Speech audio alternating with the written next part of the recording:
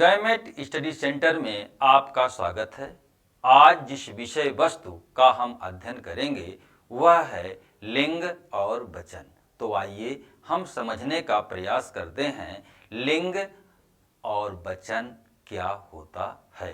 जो लिंग शब्द है, लिंग को अंग्रेजी में जेंडर भी कहा जाता है। लिंग शब्द का जो अर्थ है वह है चिन्ह या पहचान। जिस संज्ञा या सर्वनाम शब्द से स्त्री या पुरुष जाति का बोध या ज्ञान होता है उसे लिंग कहते हैं। हिंदी में वस्तुतः लिंग दो प्रकार के होते हैं। पहला होता है पुल्लिंग और दूसरा होता है स्त्रीलिंग। अंग्रेजी और संस्कृत में एक लिंग और पाया जाता है जिसे कहते हैं नपुंसक लिंग। तो हिंदी में पुल्लिंग क्या है? पुल्लिंग संज्ञा या सर्वनाम शब्द के उस रूप को कहते हैं जिससे हमें पुरुष या फिर नर जाति का ज्ञान या बोध होता है। यहाँ कुछ शब्द हैं जिसको आप देखकर समझ सकते हैं कि पुल्लिंग क्या होता है। जैसे लड़का, नौकर, नर्तक आदि। इस तरह से हिंदी में पुल्लिंग वे शब्द हैं जिससे नर जाति का बोध या ज्ञान होता है। दूसरा है स्त्रीलिंग क्या है? स्त्रीलिंग वे संज्ञा या सर्वनाम शब्द हैं जिससे स्त्री जाति विशेष का बोध होता है, यानी मादा जाति का बोध होता है उसे स्त्रीलिंग कहते हैं। जैसे लड़की, घोड़ी, रस्सी आदि। हिंदी में जितने भी संज्ञा और सर्वनाम शब्द हैं वे या तो पुल्लिंग होते हैं या फिर स्त्रीलिंग होते हैं। लिंग से जुड़े बिना कोई भी शब्द वाक्य में प्रयुक्त नहीं हो सकता है, क्योंकि संज्ञा और सर्वनाम का जो लिंग होता है उसी आधार पर क्रिया और विशेषण के रूप भी बदल जाया करते हैं। जैसे लड़का जा रहा था, तो यहाँ पर रहा शब्द जो है वह पुल्लिंग के हिसाब से हुआ। लड़की जा रही थी, तो यहाँ पर रही थी जो है वह लड़की के हिसाब से हुआ। इसी तरह छोटा लड़का और छोटी लड़की, विशेषण और क्रिया जो हैं वे लिंग के आधार पर ही परिवर्तित हो जाते हैं। हिंदी में कुछ शब्द ऐसे पाए जाते हैं जो ना तो पुल्लिंग होते हैं और ना ही स्त्रीलिंग होते हैं, उन्हें उभय लिंग कहा जाता है। यानी इन शब्दों का प्रयोग पुल्लिंग और स्त्रीलिंग दोनों में किया जाता है। जैसे इंजीनियर, डॉक्टर, मंत्री, मैनेजर, प्रधानमंत्री, राष्ट्रपति। वाक्य में जैसे हम प्रयोग करते हैं कि राष्ट्रपति आ रहे हैं, तो यहाँ पर हमें यह ज्ञान होता है या पता चलता है कि जो राष्ट्रपति है वह पुरुष जाति का है। किंतु इसी राष्ट्रपति शब्द का प्रयोग जब हम स्त्रीलिंग के लिए करते हैं तब कहा जाता है कि राष्ट्रपति आ रही हैं, तो हमें पता चलता है कि वह राष्ट्रपति शब्द जो है वह स्त्रीलिंग के लिए प्रयोग किया गया है। हिंदी में जो स्त्रीलिंगों की रचना की जाती है वह शब्दों में कुछ विशेष प्रत्ययों को जोड़कर होती है। तो प्रत्यय क्या है? प्रत्यय वे शब्दांश या शब्द हैं जो शब्द के अंत में जुड़कर नए शब्द की रचना कर देते हैं। तो प्रत्यय जो होते हैं वे शब्दों के अंश हैं जो शब्द के अंत में जुड़ते हैं। तो शब्दों के अंत में जुड़कर कैसे स्त्रीलिंग की रचना होती है तो यहां पर एक प्रत्यय है आनी।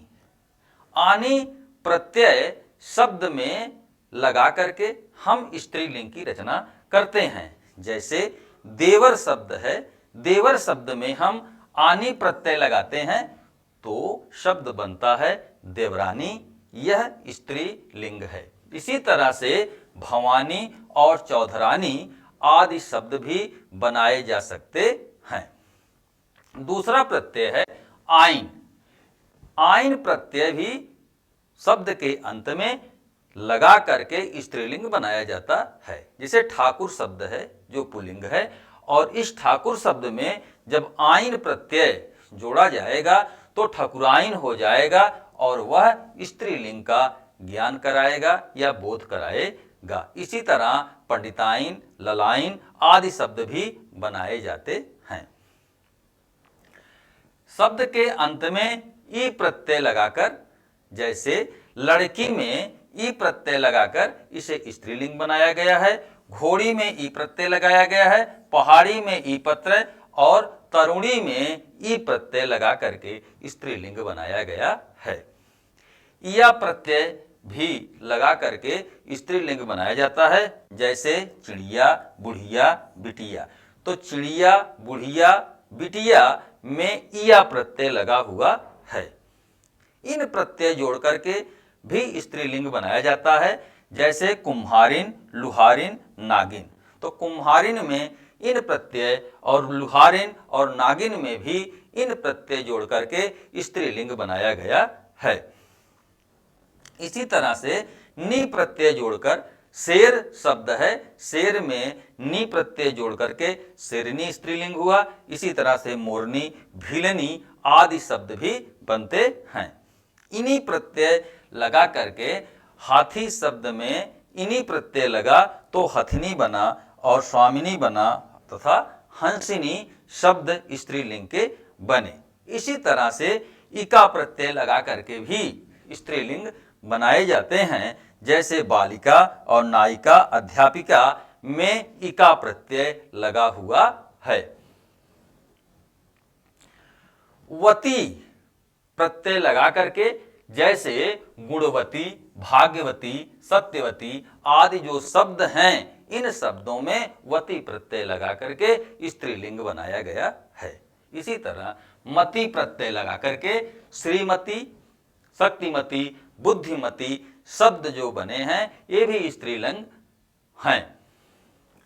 कुछ शब्दों में आ प्रत्यय जोड़ करके भी स्त्रीलिंग बनाए जाते हैं। जैसे प्रिय में या आ प्रत्यय जुड़ा तो प्रिया हो गया, छात्र में आ प्रत्यय जुड़ा तो छात्रा हो गया, बाला, प्रीतमा आदि शब्द में आ प्रत्यय जुड़ करके स्त्रीलिंग बनाया गया है। कुछ स्त्रीलिंग शब्दों का निर्माण पुल्लिंग शब्दों के त या त्र को त्रि कर देने से भी बनता है। जैसे कर्ता से कर्त्री, धाता से धात्री तथा दाता से दात्री शब्द जो है वे पुल्लिंग शब्दों के त या त्र को त्रि बनाने से हुआ है। हिंदी में कुछ शब्द ऐसे पाए जाते हैं जो पूर्णतया पुल्लिंग होते हैं या फिर स्त्रीलिंग होते हैं। तो प्रश्न यह उठता है कि ऐसे शब्दों की हम पहचान पुल्लिंग और स्त्रीलिंग में कैसे करेंगे। जैसे मक्खी शब्द है, मक्खी शब्द यह स्त्रीलिंग है और मक्खी शब्द स्त्रीलिंग को जब हम पुल्लिंग बनाते हैं तो यह नर शब्द लगा करके उसका पुल्लिंग बना देते हैं। छिपकली भी जो है क्या है, मादा या स्त्रीलिंग है, तो यह स्त्रीलिंग में ही प्रयोग होती है। किंतु जब छिपकली के हम पुल्लिंग की पहचान करते हैं तो उसके आगे हम नर लगा देते हैं तो नर छिपकली हो जाता है।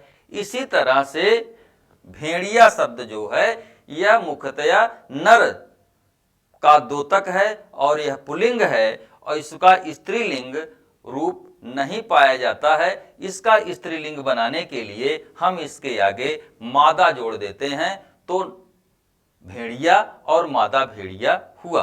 गैंडा शब्द जो है यह मुख्यतः पुल्लिंग शब्द है, किंतु इसके आगे मादा जोड़ करके यानी मादा गैंडा कह करके हम स्त्रीलिंग बना सकते हैं। हिंदी में कुछ शब्द ऐसे पाए जाते हैं कि जिसके नर और मादा लिंग में पर्याप्त भिन्नता होती है, उनकी पहचान तो आप आसानी से कर सकते हैं, जैसे भाई का भाभी, पति का पत्नी, वर का वधू आदि। हमने स्त्रीलिंग कैसे बनाया जाता है उसको देखा, पढ़ा, समझा। अब हम किसी शब्द की पहचान पुल्लिंग के रूप में कैसे कर सकते हैं, यानी पुल्लिंग शब्द की पहचान हम कैसे करें। कोई शब्द पुल्लिंग है, इसकी पहचान हम कुछ बातें हैं जिनको ध्यान में रख करके कर सकते हैं। पर्वतों के नाम, जितने भी पर्वत दुनिया में पाए जाते हैं सभी पर्वतों के नाम पुल्लिंग होते हैं, जैसे हिमालय, अरावली, सतपुड़ा, मैकाल आदि जो पर्वत हैं, इन पर्वतों के नाम प्रायः पुल्लिंग होते हैं। माह दिवस के नाम प्रायः पुल्लिंग होते हैं, जनवरी, फरवरी अंग्रेजी के नाम, चैत, बैसाख, जेठ, आषाढ़, सावन, भादों, क्वार, कार्तिक, अगहन, पूष, माघ, फागुन, ये जो महीने हैं इन महीनों के नाम प्रायः पुल्लिंग होते हैं। दिवस सोमवार, मंगलवार, बुधवार, बृहस्पतिवार, शुक्रवार, शनिवार और रविवार, ये जो दिवस के नाम हैं ये भी प्रायः पुल्लिंग होते हैं। अंग्रेजी में संडे, मंडे, ट्यूसडे ये भी पुल्लिंग हैं। तारों, ग्रहों, उपग्रहों के नाम, तारा आप जानते हैं जिसकी अपनी ऊर्जा होती है। ग्रह जो होते हैं वे तार का चक्कर लगाते हैं। सूर्य एक तारा है और पृथ्वी एक ग्रह है जो उसका चक्कर लगाता है, और उपग्रह जो होता है वह ग्रहों का चक्कर लगाते हैं। यहाँ पर तारों, ग्रहों और उपग्रहों के जो नाम होते हैं वे प्रायः पुल्लिंग होते हैं। सूर्य, मंगल, बुध, शनि, चंद्र आदि शब्द जो हैं ये पुल्लिंग हैं, किंतु ग्रहों में पृथ्वी ऐसी ग्रह है जो स्त्रीलिंग के रूप में प्रयोग किया जाता है। यहाँ ध्यान देने की बात है कि पृथ्वी जो शब्द है यह स्त्रीलिंग के रूप में प्रयोग किया जाता है। पेड़ों के नाम, दुनिया में जो पेड़ पाए जा रहे हैं अधिकांश पेड़ों के नाम वो पुल्लिंग होते हैं, जैसे नीम, आम, शीशम, जामुन, सागौन आदि। किंतु कुछ पेड़ ऐसे होते हैं जो स्त्रीलिंग के रूप में प्रयोग होते हैं, जिन्हें परीक्षा के दृष्टिकोण से ध्यान में रखना अति आवश्यक है, जैसे इमली स्त्रीलिंग है, लीची स्त्रीलिंग है, नाशपाती स्त्रीलिंग है, खिरनी स्त्रीलिंग है।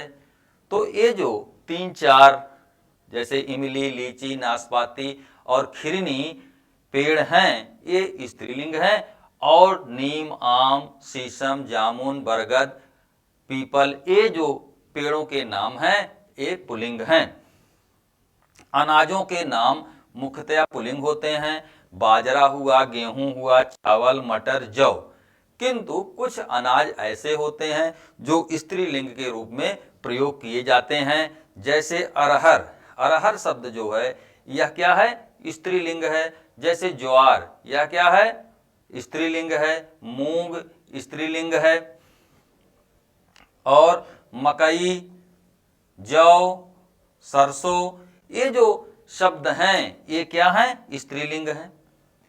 धातुओं और द्रव पदार्थों के नाम भी पुल्लिंग होते हैं। जैसे आप देखिए यहाँ सोना हुआ, तांबा हुआ, लोहा, घी, तेल, दूध, दही, नमक, ये जो शब्द हैं ये क्या हैं? पुल्लिंग हैं। किंतु कुछ धातु ऐसे होते हैं, कुछ द्रव्य ऐसे होते हैं जो स्त्रीलिंग के रूप में प्रयोग किए जाते हैं। जैसे चांदी, चांदी स्त्रीलिंग है। चाय, स्याही, शराब, छाछ और मिट्टी, ये जो शब्द हैं ये स्त्रीलिंग हैं। रत्नों के नाम प्रायः पुल्लिंग होते हैं। जैसे हीरा, पन्ना, मूंगा, मोती, मणिक आदि। यहाँ पर मोती ये जो है यह पुल्लिंग है, यह स्त्रीलिंग नहीं है।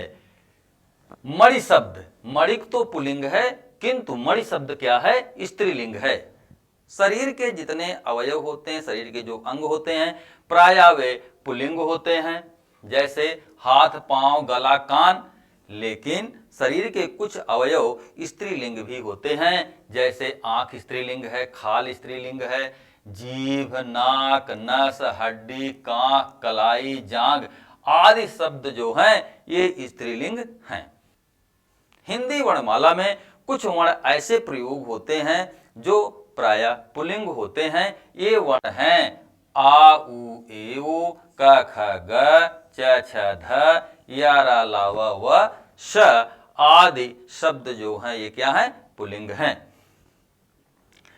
जल, थल तथा भूमंडल के जो भाग हैं ये भी प्रायः पुल्लिंग होते हैं। जैसे समुद्र पुल्लिंग है, भारत, देश, नगर आदि पुल्लिंग है। किंतु इन्हीं में कुछ शब्द ऐसे हैं जो स्त्रीलिंग हैं।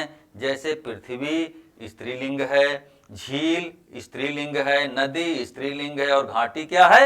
स्त्रीलिंग है। अब हम आते हैं कुछ ईकारांत वाले शब्द। ईकारांत शब्द कौन से होते हैं?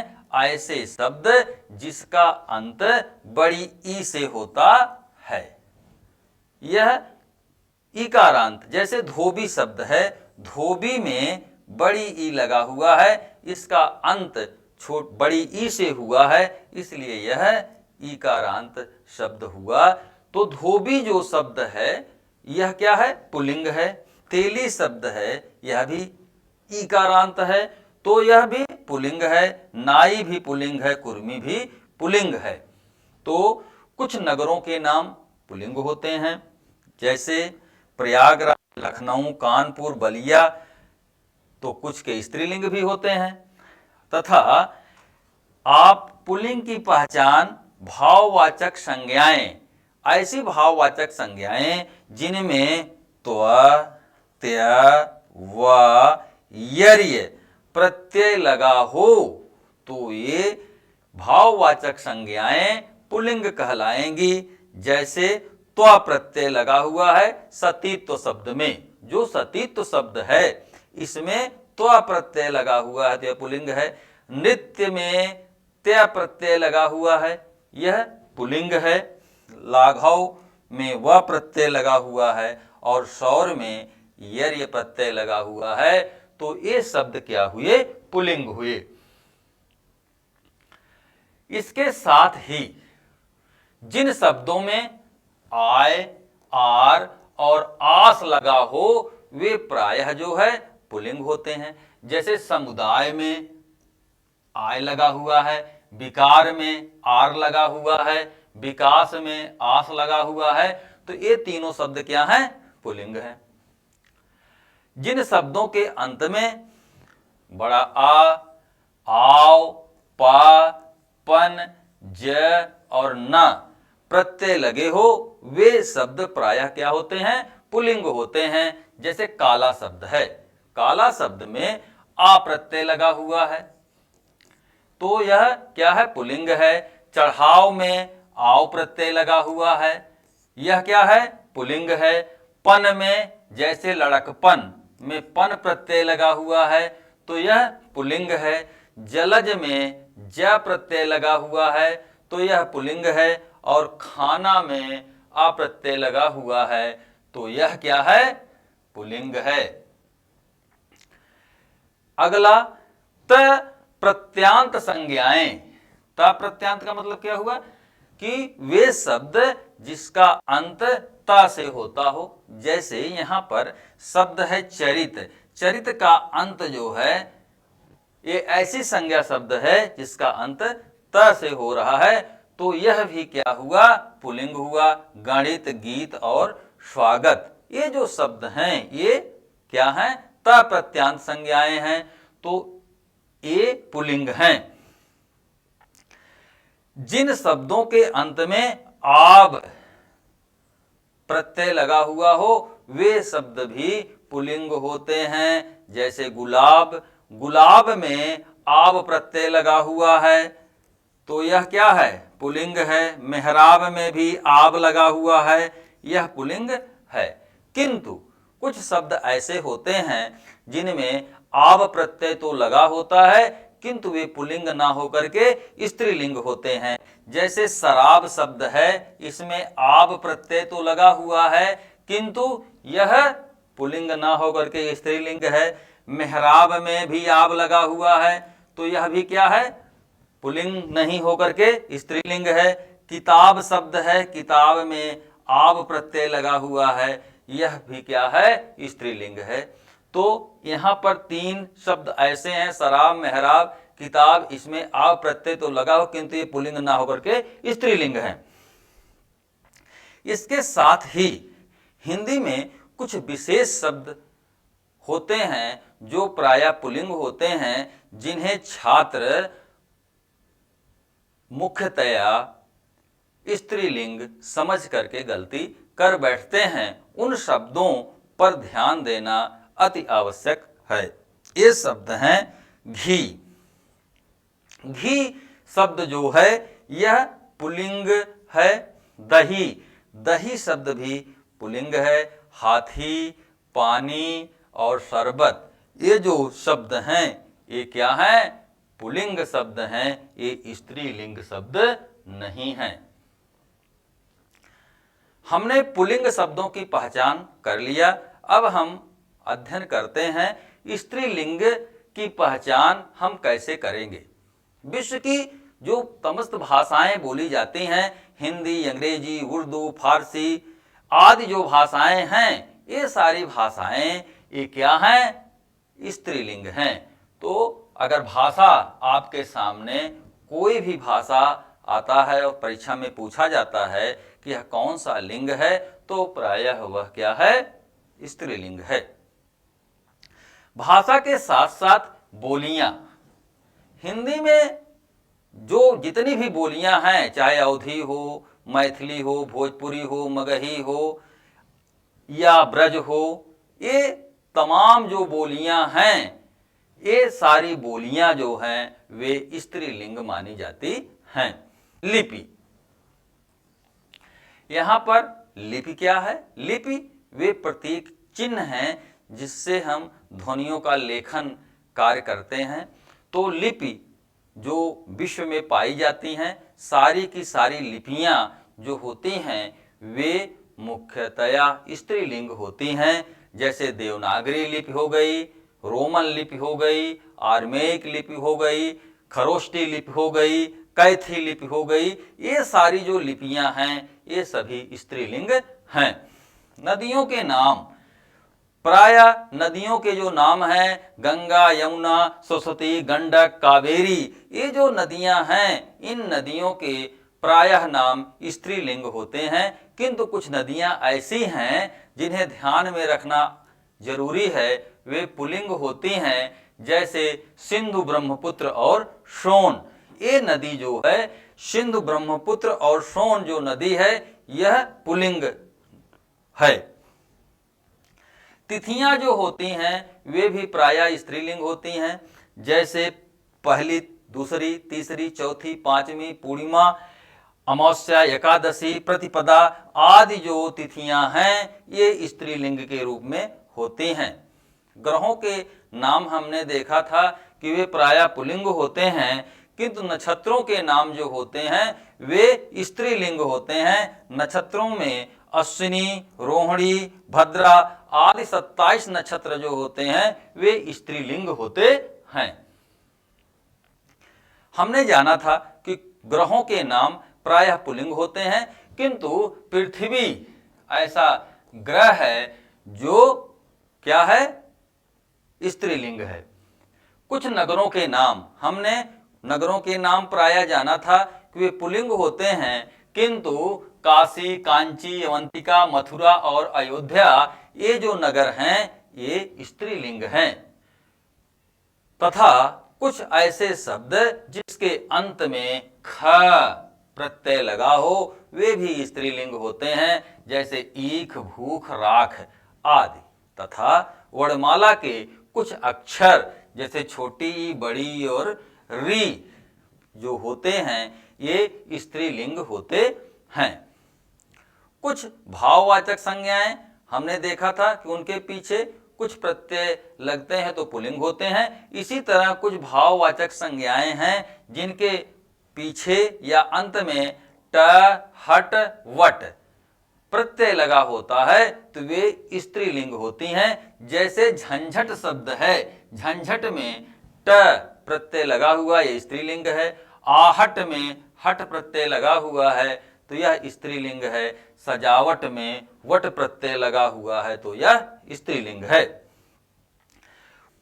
ऐसी संज्ञाएं जिनके अंत में अनुसारांत यानी जिसका अंत अनुस्वार से हो, जैसे सरसों, तो इसका अंत ओ से हो रहा है तो यह अनुसारांत है। इकारांत जिसका अंत ई से हो, उकारांत जिसका अंत बड़ा ऊ से हो, तकारांत जिसका अंत त से हो, सकारांत जिसका अंत स से हो। ऐसी संज्ञा या सर्वनाम शब्द क्या कहे जाएंगे, स्त्रीलिंग कहे जाएंगे। जैसे सरसों ये अनुसारांत है, रोटी, रोटी इकारांत है, लू उकारांत है, बात तकारांत है और सांस शकारांत है। ये जो संज्ञाएं हैं ये क्या हैं, स्त्रीलिंग हैं। गेहूं में आप देखिए यहाँ पर अनुस्वार लगा हुआ है किंतु यह स्त्रीलिंग नहीं है, क्या क्या है, पुल्लिंग है। कुछ शब्द ऐसे होते हैं जिनके नीचे प्रत्यय इया जोड़ दिया जाता है, जैसे खटिया, टुटिया, बुढ़िया आदि शब्द जो हैं इसके पीछे इया प्रत्यय जुड़ा हुआ है तो यह क्या है, स्त्रीलिंग है।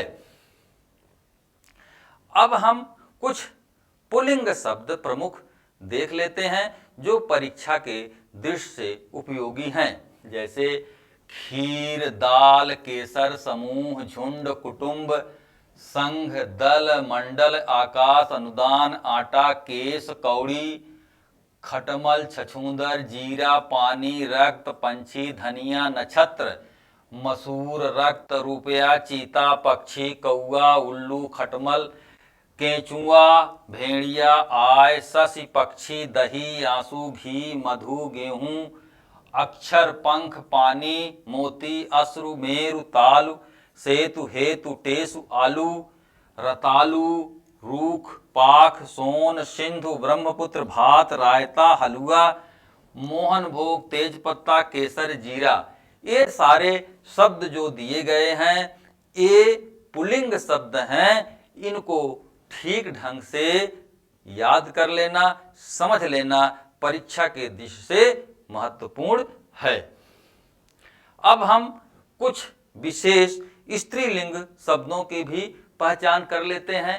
जैसे भीड़, फौज, सभा, प्रजा, टोली, आत्मा, कक्षा, घूस, घिड़ा, जनता, घास, चट्टान, कोयल, मक्खी, तितली, जोंक, मैना, गिलहरी, चील, मछली, बटेर, गंगा, यमुना, सरस्वती, कावेरी, भीड़, कमेटी, फौज, सभा, सेना, कक्षा, संतान, सवारी, शौत, लौंग, इलायची, दालचीनी, हल्दी, धनिया, आज्ञा, पुस्तक, अरहर, रचना, काया, जाति आदि। ये सभी जो शब्द हैं ये क्या हैं, स्त्रीलिंग शब्द हैं।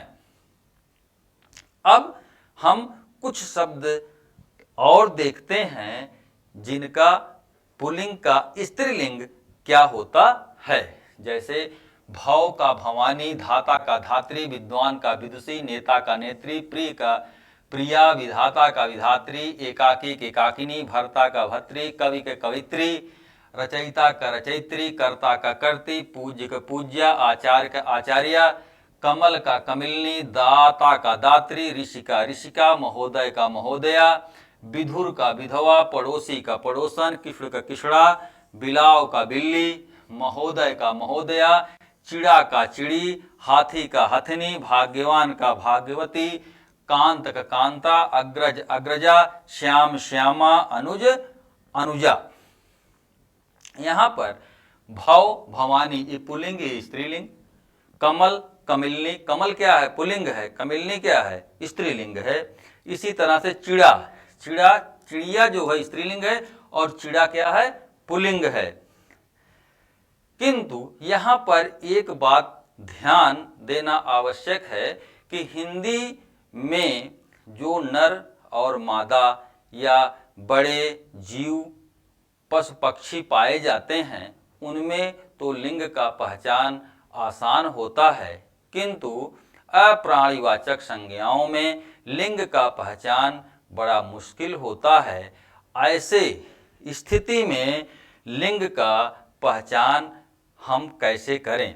तो इसके लिए लिंग की पहचान करने के लिए उस शब्द को हम वाक्य में प्रयोग करते हैं तथा यह महसूस करते हैं कि साधारणतया आम बोलचाल की भाषा में उसका प्रयोग किस तरह किया गया है। हम इस आधार पर लिंग का पता लगा सकते हैं।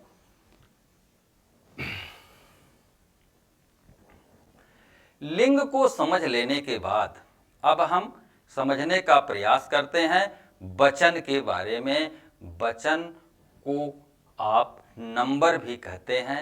वचन जो शब्द है यह संख्या का बोध कराता है। तो यहाँ देखें हम वचन क्या है, तो संज्ञा या सर्वनाम का वह रूप जिससे हमें एक या अधिक का ज्ञान हो उसे क्या कहेंगे, वचन कहेंगे। तो यहाँ पर वचन का तात्पर्य संख्या का ज्ञान होना है।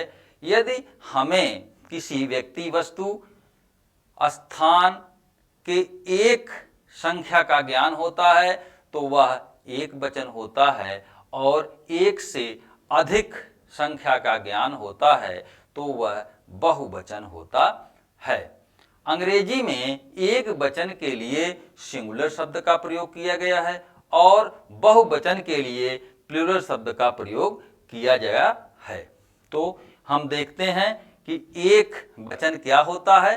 संज्ञा और सर्वनाम के जिस रूप से हमें केवल एक का ज्ञान होता है वह एक वचन कहा जाता है। जैसे लड़का खेलता है, यह एक वाक्य है। इस वाक्य में जो लड़का है इससे हमें किसी एक लड़के के खेलने का ज्ञान हो रहा है, इसलिए यह लड़का एक वचन है। लड़की खेलती है, तो यहाँ पर लड़की खेलती वाक्य में लड़की शब्द संज्ञा शब्द है और इस संज्ञा शब्द से हमें एक लड़की का ज्ञान या बोध हो रहा है, तो इसलिए यह एक वचन है। घोड़ा दौड़ता है, घोड़ा शब्द से हमें एक वचन का ज्ञान हो रहा है, तो यह क्या है, एक वचन संज्ञा है। यहाँ पर जो तीनों वाक्य दिए गए हैं इसमें बालक, घोड़ा और लड़की से केवल हमें एक का बोध होता है, ज्ञान होता है, तो यह एक वचन कहलाएगा। तो बहुवचन क्या है कि बहुवचन संज्ञा सर्वनाम का वह रूप जिसमें हमें एक से अधिक का ज्ञान या बोध होता है उसे बहुवचन कहा जाता है। यहाँ पर कुछ वाक्य हैं, लड़के खेलते हैं। इस वाक्य में जो लड़के शब्द है, यह लड़के शब्द एक से अधिक लड़के का ज्ञान या बोध करा रहा है, इसलिए यह बहुवचन हुआ। लड़कियां पढ़ती हैं, इस वाक्य में लड़कियां शब्द जो है यह एक से अधिक लड़कियों का हमें जानकारी देता है, तो यह क्या हुआ? बहुवचन हुआ। घोड़े दौड़ते हैं, यहाँ पर जो घोड़े शब्द है यह एक से अधिक घोड़े का ज्ञान हमें करा रहा है, इसलिए यह क्या हुआ? बहुवचन हुआ। जो वाक्य दिए गए हैं, इन वाक्यों में लड़के, लड़कियां, घोड़े आदि शब्द एक से अधिक का हमें ज्ञान करा रहे हैं, इसलिए ये बहुवचन हुए। अब हम आइए देखते हैं कि हम एक वचन से बहुवचन कैसे बना सकते हैं। जैसे कुछ ऐसे शब्द हैं जो आकारांत होते हैं। आकारांत का तात्पर्य है जिन शब्दों के अंत में आ आता है। जैसे लड़का शब्द है, इस लड़का शब्द में आकारांत है। यह जो शब्द आकारांत वाले होते हैं उन शब्दों में ए प्रत्यय लगा देते हैं तो वे बहुवचन के रूप में बन जाते हैं। जैसे लड़का का लड़के हो गया, इसमें ए प्रत्यय लगा, इस ए प्रत्यय के लगने से यह शब्द एक वचन से बहुवचन के रूप में परिवर्तित हो गया। अब व्यंजनांत अ के स्थान पर कुछ शब्द ऐसे होते हैं जिनका समापन या अंत व्यंजन से होता है, वे व्यंजनांत शब्द कहे जाते हैं।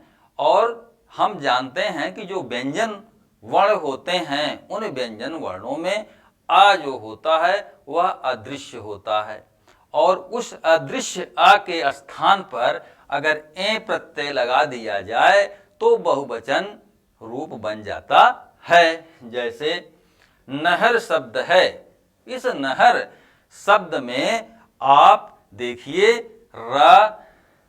नहर शब्द जो है नहर, यह नहर शब्द में र से इस शब्द का अंत हुआ है, किंतु र में आप देखिए कि र धन आ बराबर र होता है, तो यानी आ से हुआ, किंतु ये व्यंजनांत है लेकिन इसका अंत आ से हो रहा है। इसके स्थान पर यदि हम ए लगा दें तो यह बहुवचन हो जाएगा।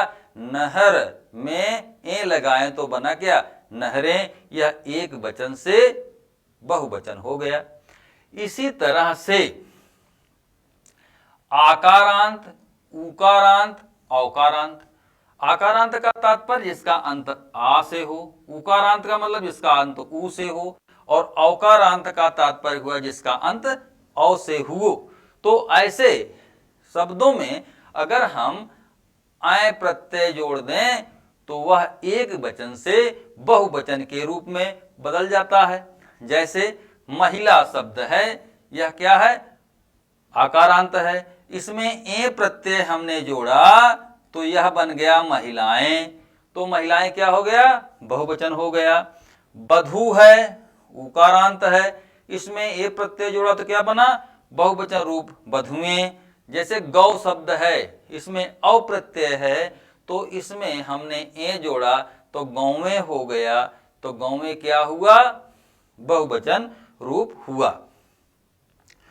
कुछ शब्द ऐसे होते हैं वे एक वचन और बहुवचन में एक ही तरह के प्रयोग किए जाते हैं, या वे एक रूप शब्द होते हैं, उनका एक वचन बहुवचन दोनों बराबर होता है।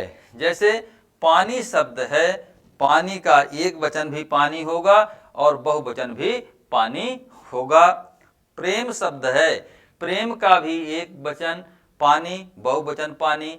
प्यार, भय, क्रोध, दान आदि जो शब्द हैं ये शब्द के एक वचन और बहुवचन दोनों एक रूप होते हैं। कुछ शब्द ऐसे होते हैं जिनका बहुवचन बनाने के लिए उन शब्दों के अंत में कुछ शब्द हम जोड़ देते हैं, जैसे गण, वर्ग, वृंद आदि शब्द जोड़ करके हम क्या करते हैं कि बहुवचन बनाते हैं। जैसे कर्मचारी वर्ग, तो कर्मचारी में यह एक वचन था लेकिन इसमें वर्ग जोड़ करके हमने बहुवचन बनाया। पक्षी वृंद, तो यहाँ पर जो पक्षी है वह एक वचन है और वृंद जोड़ दिया तो ये पक्षी वृंद क्या बहुवचन। असभ्य लोग, असभ्य एक वचन, लोग जोड़ दिया तो यह बहुवचन हो गया। लेखक गण, तो यहाँ पर लेखक में गण जोड़ करके भी बहुवचन बनाया गया। अब आइए देखिए कुछ शब्द बहुवचन ही होते हैं, उनका एक वचन के रूप में प्रयोग नहीं किया जाता है। जैसे आंसू, केस, समाचार, दर्शन, प्राण, हस्ताक्षर, लोग, प्रजा, रोम, होश, बाल आदि। यहाँ पर प्राण शब्द जो है या यहाँ जितने भी लिखे हुए शब्द हैं ये सभी बहुवचन के रूप में प्रयोग होते हैं, इनका प्रयोग एक वचन रूप में नहीं होता है। जैसे प्राण बहुवचन शब्द है, इसको जब हम प्रयोग करते हैं कि प्राण पखेरु उड़ गए, तो गए से हमें पता लगता है कि प्राण जो है यह क्या है, बहुवचन है। जिस तरह से कुछ शब्द बहुवचन के रूप में प्रयोग किए जाते हैं, उसी तरह से कुछ शब्द एक वचन के रूप में ही प्रयुक्त होते हैं। जैसे क्षमा, छाया, प्रेम, क्रोध, जल, जनता, पानी, दूध, वर्षा, हवा, आग आदि। कभी कभी आदर और सम्मान दिखाने के लिए भी बहुवचन या एक वचन संज्ञा शब्दों का प्रयोग हम बहुवचन के रूप में करते हैं। जैसे माता जी वाराणसी जा रही हैं, जा रही हैं माता जी एक वचन है, लेकिन यहाँ रही हैं, यहाँ पर माता जी बहुवचन के रूप में प्रयोग कर दिया गया है। अध्यापक कक्षा में पढ़ा रहे हैं, एक से अधिक का बोध हो रहा है, यह सम्मान देने के लिए अध्यापक यहाँ बहुवचन का प्रयोग कर दिया गया है। कभी कभी बड़प्पन दिखाने के लिए हम वह के स्थान पर वे और मैं के स्थान पर हम का प्रयोग कर देते हैं। जैसे आज राम से बात हुई, वे मुझसे बात करके प्रसन्न हुए, यहाँ पर वे जो है वह बहुवचन के रूप में प्रयोग